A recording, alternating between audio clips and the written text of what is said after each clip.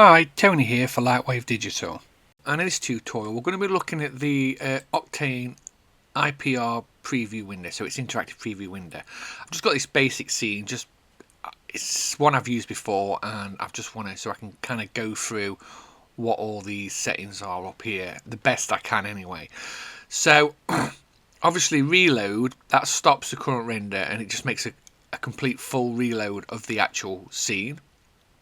Pause pauses the actual IPR window. You've got redraw, which redraws the render without reloading the scene. You've got reset. I mean, resets if your kind of scene's in a wrong position and you're trying to get it all over it, or you're trying to get it right because you've kind of zoomed in and messed about. The reset will just reset it based on the camera position and stuff. That's something I use a lot. You've got the store function.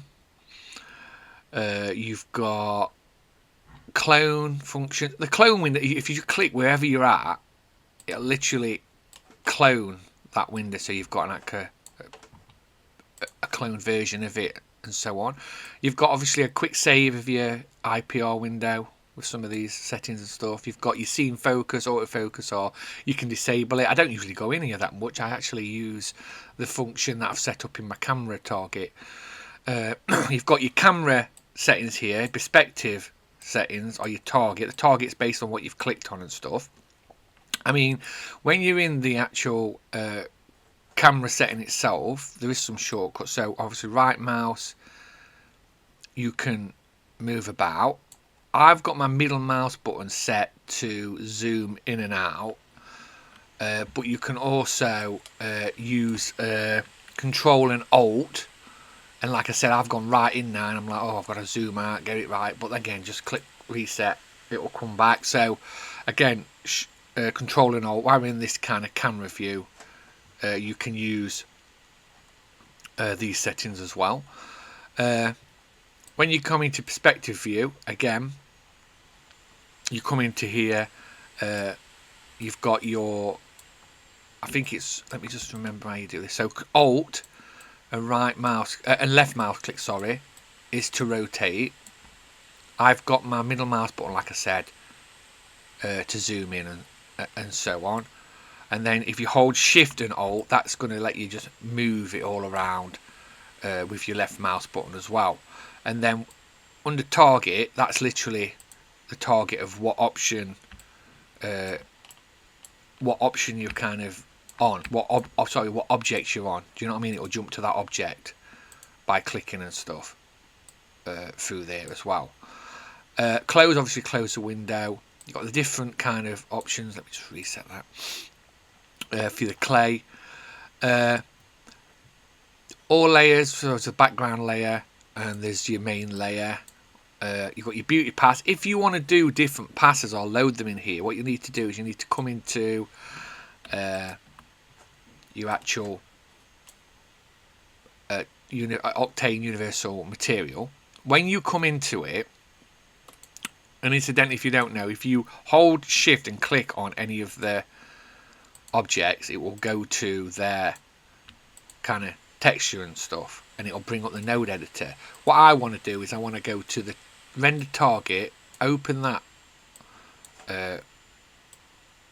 node editor, and then what I want to do is I want to go down to the actual render passes, and then under here what you've got is the different render passes and so on under the different information. So you've got your beauty render passes, your info passes, layers and so on. So if I was to say click I want wireframe, it doesn't show up in here unless you go up where it was with beauty. Now it'll list it under the beauty, and again that's based on you clicking on which one you want and stuff.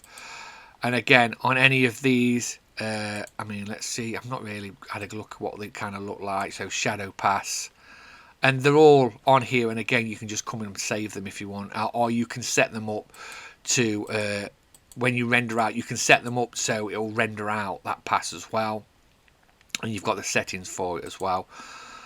And when you unclick it, obviously it will then remove them from here. But you can, again, it might help. Some of them, depends how you've got it set up, it will help you find where that noise is and maybe go and play around with the settings to find how to get rid of the noise and stuff, and so on and so forth. But yeah, you have to go into the actual again, you have to go into the render target, go into your render passes, and then come here to turn on which one it is you want to kind of bring up in your here with your beauty pass.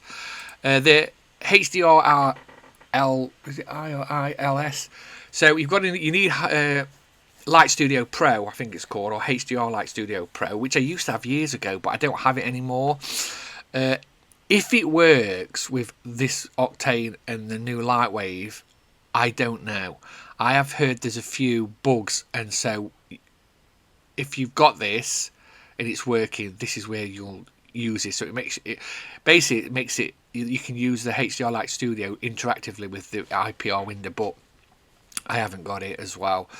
So you got the set excuse me, you've got like the what's this one?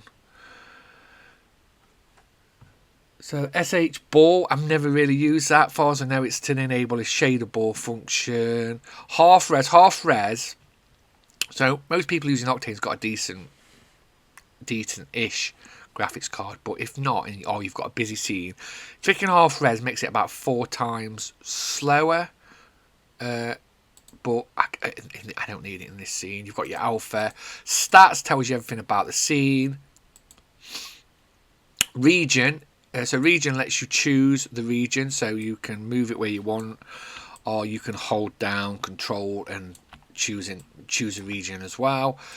I use this quite a lot. So when I load up the IPR window, I put fixed ratio on, so when I'm moving the window about, if I want to make it bigger or smaller, it keeps that fixed ratio based on your camera and stuff, so that's quite handy to have. So that's something I usually click on as well when doing stuff and going through. And then there's a few other little bits here that I've not actually used that much, to be fair. I mean, you've got your max upload, which is just similar to pause function really.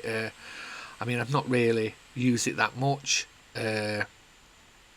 So you've got no upload, which is similar to your pause. You've got your max upload, which supposedly enables an update to the render and the animated parameters and stuff, but I've not really used them. And again, cell only, that's something else I've not really used that much. But again, so I'm just showing you what I've kind of found out myself. And now and then, if I'm moving around a scene and I want different shots, I do use clone a lot. So when you click clone, it just closes the window and I can keep that, go somewhere else, find a different kind of shot or whatever I kind of want to do. And I've always got this shot on auto to have a look at if I want to check my light from different sides and stuff. But yeah, I've kind of zipped through that, just trying to say what I've learned about this and stuff. See you next time.